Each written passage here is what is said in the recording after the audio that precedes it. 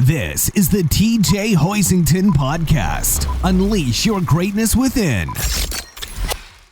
Hey there, and welcome to the Unleash Your Greatness Within podcast. Do you have room to improve? I mean, think about it. Or do you think you've already reached that level of excellence that's deserving of your job, your position, or whatever stage you are in your life? Here's what I would suggest is that you always remain coachable, that you're always willing to improve. Many years ago, I had a mentor named Bob Moawad. In fact, I co-authored the book with him called The Secret of the Slight Edge. And he would often say on stage, that many people are like Popeye. They am what they am. And so I thought I would just, based on history, show this little clip of this movie.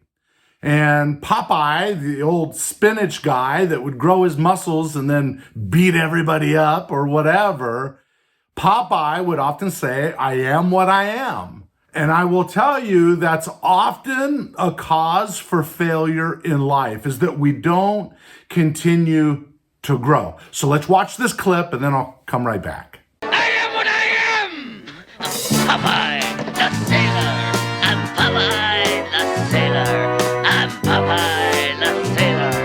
I am what I am, and I'm told that I am. I am what I am, what I am, what I am. I'm Popeye the sailor man. All right, now that you have an idea of who Popeye is, and there were also later versions that were in black and white cartoon and so forth, but now that you have an idea of what that is, oftentimes people feel like I don't need to grow. I've already reached this level of performance, or I've reached this role. There's no reason for me to grow, but I'm here to tell you there is always room for improvement. The biggest room in the world is the room for improvement. Now, can you take that to the extreme? There are some people I've found through my coaching that they're constantly wanting to perfect themselves, want to improve and so forth, but in some cases, they rarely give themselves credit for the growth that they have already achieved. So there is a fine balance here between growth and wanting to continually learn, right? Continue your education, your skill level, and so forth, but also realizing that you've grown a lot. And hey, a little pat on the back, a little self-appreciation is okay, as long as that self-appreciation doesn't cause you to stop growing. But if you're seeking to grow in an effort to feel better about yourself, maybe some of that could be true.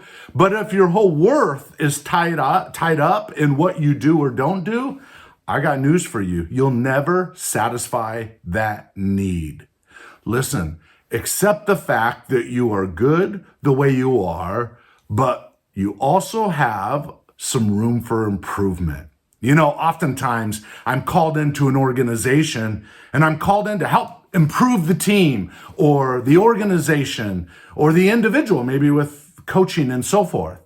You know, I've never saw myself as someone where it's my goal to improve everybody.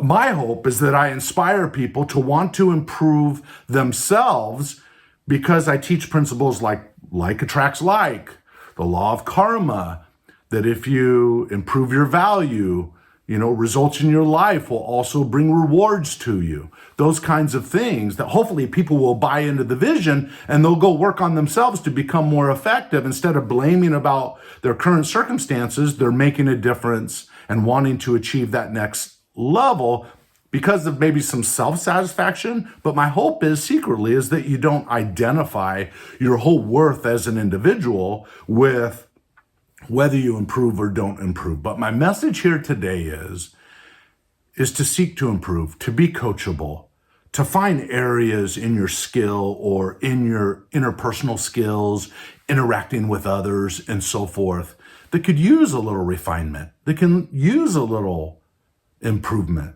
Stop thinking the mindset of, I am what I am.